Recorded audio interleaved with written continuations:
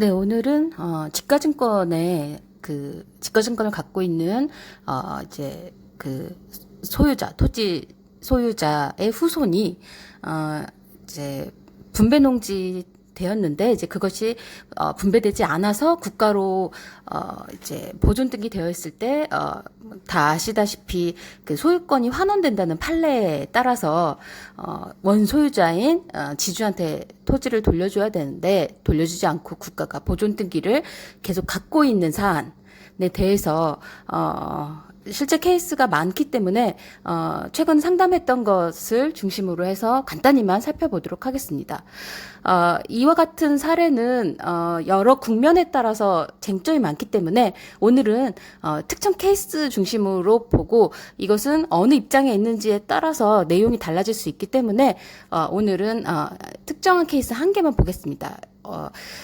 이 사례는 원래 토지 소유자였죠. 대지주였는데 지가증권이 이제 국가기록원에 보관이 돼 있었습니다. 지가증권이 있다는 것은 농지 개혁 당시 농지가 이제 분배되었다는 거죠. 그래서 이제 분배가 되었는데 그 땅들이 그러면 상환되고 이제 전전 이전돼야 되는데 국가가 지금까지 갖고 있으면 사실은 그건 원칙적으로 원 지주한테 돌려줘야 되는데 국가가 잘못 갖고 있는 거기 때문에 돌려달라고 할 수 있습니다. 그런데 이제 문제는 소송을 제기하게 되면 이제 여러 가지 쟁점들 때문에 패소를 하기도 하는데요.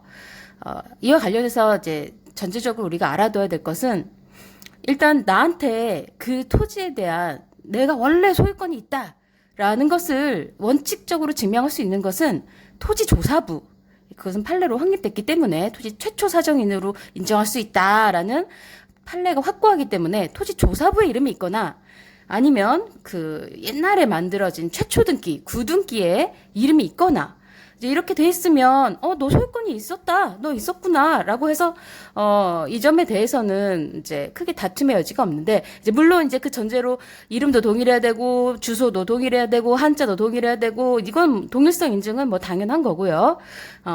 그렇게 되는데 이제 문제는 뭐냐면 이제 그런 것이 없는 상태에서 예를 들면 구대장에 첫 칸에 우리 할아버지 이름이 나온다 할지 아니면 분배농지부의 지주 소유자란에 우리 할아버지 이름이 나온다 할지 이제 이렇게 되면은 조금 애매해지는 거죠. 토지조사부도 아니고 구등기도 아니기 때문에. 그러나 이 같은 경우에 대한 또 판례가 있지요. 원칙은 안 되지만 예외적으로 여러 가지 다른 서류들 지세명기장도 그렇고 여러 가지 서류들을 다 종합해 봤을 때 가능할 수도 이제 인정될 수도 있다. 이제 이런 판례들이 있지요. 이제 그 중에 이제 간접적으로 증명할 수 있는 서류가 이제 여러 가지인데 이제 그 중에 이제 오늘 쟁점은 지가증권인 것입니다. 사실 지가증권은 명확할 거라 생각하지만 그것도 아닙니다. 이제 그것도 국가에서 자기들이 만들어줘 놓고서도 스스로 또 부인을 하기도 합니다. 지가증권에 있다는 것만으로 소유자라고 바라볼 수 없다라는 판례들이 참 많지요. 예, 그래서 이제 문제가 되는 거고 여기서도 전제 쟁점은 동일성.